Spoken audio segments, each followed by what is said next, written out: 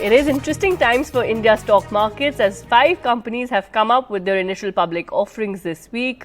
These 5 firms are Tata Technologies, Indian Renewable Energy Development Agency, Fed Bank Financial Services, Flair Writing Industries and Gandhar Oil Refinery India. While these IPOs are across sectors, today we are focusing on investors and what they must focus on when approaching IPOs in general. We are joined by Sanchita Mukherjee, Senior Finance Professional and Economist, and Nasir Salim, Managing Partner at Flexi Capital. Thank you both for joining us and thank you for your time. Sanchita, first to you. What must investors watch out for when approaching IPOs in general? I have 4 points in this. Primarily, ideologically, what is an IPO? An IPO is when a company from its authorized capital issues share capital for the public, for the retail investors to take part and participate in its share listing, right?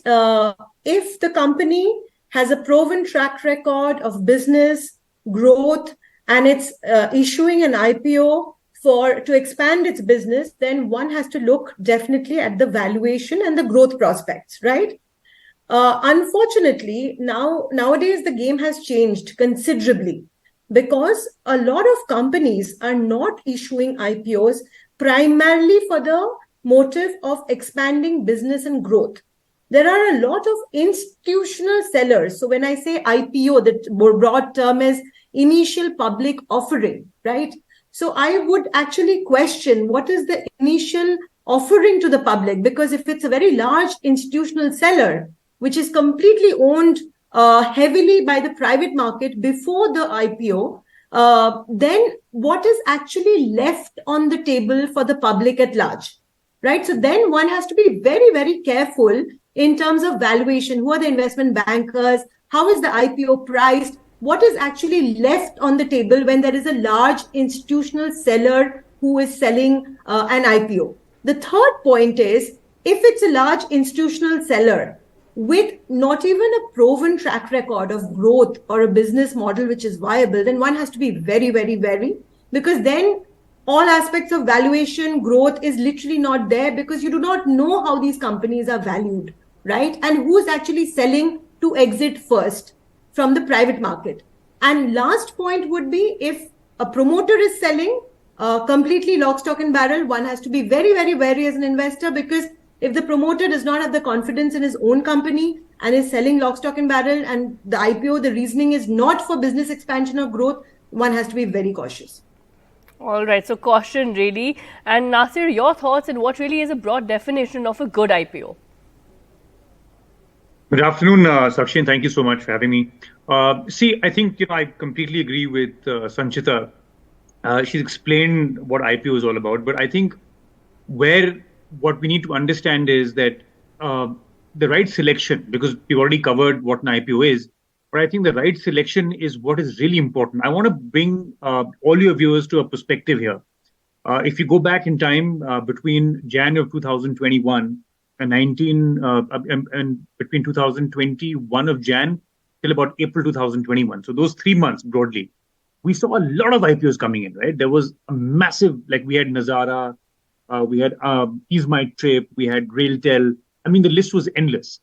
But here again, what we have to kind of pay little attention to was that less than 0%, which is 32% of companies when they got listed, they had less than 0% gains. Between companies as high as 26% had gains between 0 to 15%. And so the selection is very, very important. I think the path to profitability is something which we need to kind of really study and know before investing. The other very important thing that I want to lay some points on is India is going through a structural tailwind. I mean, we have tailwinds in place for the IPO market. There is stable and pro-business government. There is pent-up capital demand. There's robust capital supply, strong GDP growth expected. So, investors ideally, get combined in with this FOMO, which is fear of missing out, to say, listen, there are IPOs worth 7,000 crores, Sakshi, and maybe we should be investing all in, every money. I think the recommendation is very simple. Don't bite off more than what you can chew. You need to understand that stock markets brings in itself a lot of volatility. That's the first point. So, please read the offer document carefully before investing. It's important to know which sector, which industry, and as Sanchita said, valuations. I mean, please read up on valuations. It's something called price to earning bands. We track very, very simple, not very complicated. Second quick point is do not borrow money for investments. Do not leverage yourself because, we've seen a lot of money in the event, as I just told you, if those IPOs get listed, and we had a Paytm discount, for example, we saw it way back in 2021. We had a Paytm, which had a Paytm discount thereafter. All IPOs that came after Paytm had a discount. And so you tend to lose a lot of capital. The other one is, there are certain names involved, right? For example, there are big backers is not equal to big returns. What I mean to say is large brands, I don't want to take names, but if they're backing as investment bankers or, as merchant bankers, that doesn't necessarily mean that you need to be putting in your money. So again, a word of caution there, big backers is not equal to big returns. And again, last not the least, don't fall for the hype. There are a lot of new age businesses coming in the market. So actually, we've had traditional businesses and now we have new age businesses coming in like technology. There's healthcare, there's, in financial services, we have the big banks, fintech is coming up in a big way. Our word of, caution is that you need to do your own risk assessment. Read up on all the offer documents carefully. You need to please consult financial experts because that is something, again, which will give you enough clarity on which, IPOs to kind of invest.